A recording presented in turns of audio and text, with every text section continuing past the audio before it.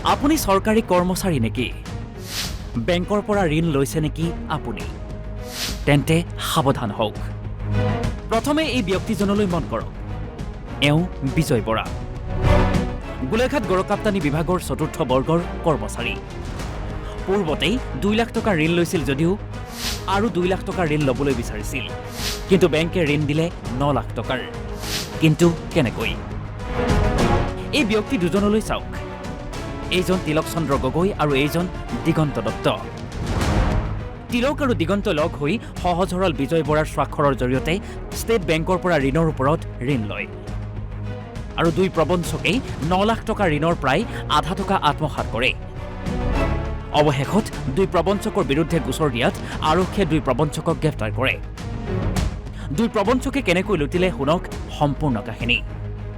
মই প্ৰথমতে লোন এটা ল'ব বিচাৰিছিলোঁ ২ লাখ টকা। ২ লাখ টকাৰ ভিতৰে মোক সিহঁতে ক'লে ৪ লাখ টকা ২ লাখ টকা ল'ম বুলি ক'লোঁ। তাৰপিছত ২ লাখ টকাহে বোলো মোৰ প্ৰয়োজন আছে। তাৰপিছতে সিহঁতি হ'ব বুলি ক'লে। হ'ব বুলি কৈ পেলাইনি সিহঁতি ৪ লাখ টকা লোনটো উলিয়াই দিলে। ৪ লাখ টকা লোনটো উলিয়াই তাৰপিছতে সিহঁতে উলিয়াই দিয়া বাবদ যেনিবা ১.৫ লাখ কিমান ল'লে, এইটো ৫০,০০০ টকা সিহঁতে লৈ ল'লে। লৈ লোৱাৰ পিছত মোক বাকী পইচাটো ৩.৫ লাখ আপোনাক দিলে। ১.৫ লাখ দিলে।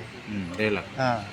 তাৰপিছতে এই তিলক গগৈ, তাৰপিছতে এই দিগন্ত দত্ত সিহঁতে আছিলে। তাৰপিছতে আৰু আছিলে। মুঠ কেইটা লোন লোৱা হ'ল এতিয়ালৈকে? মুঠ এতিয়ালৈকে মোৰ ৪টামান হ'ল নেকি। নিজেও ভালকৈ গম নাপায়? মই গম নাপাওঁ। নিজেও ভালকৈ গম নাপাওঁ। কেইটা লোন হৈ গ'ল গম নাপাওঁ। হিচাপ নাই? নাই, হিচাপ নাই। হৈছে তাৰপিছতে ইটো মাৰি কাটি সিটোত দিছে, সিটো কাটি নি সিটো দি। এতিয়া আপোনাৰ একাউণ্টটো মানে আপোনাৰ কণ্ট্ৰলত নাই? মোৰ হেৰিত নাই এতিয়া। একাউণ্টটো একদম খাৰুপেটীয়াত লৈ গ'ল। খাৰুপেটীয়াত নি তাৰপিছতে এতিয়াও মোৰ যিটো পইচা সোমায় দৰমহাটো, মই উলিয়াব সময়ত এই সিহঁতক মাতিব লাগে, তিলকক মাতিব লাগে। তিলকক মাতিলে মানে এই SBI বেংকতে পইচাটো ওলায়। তাৰপিছতে মই ওলালে মানে উলিয়াই লওঁ।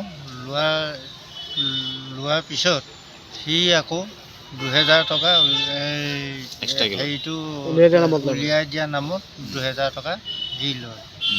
আপোনাক মানে প্ৰবঞ্চনাৰ ওপৰত প্ৰবঞ্চনা কৰি আছে। এতিয়া আজি ধৰিছে তাক? কালিয়ে ধৰিলে। কালি ৮টা বজাত ধৰিছে। এতিয়া আছে নেকি। আপোনাক এতিয়া ন্যায় লাগে? মোক এতিয়া মাত্ৰ ন্যায় লাগে। ন্যায় বিচাৰিছোঁ মই।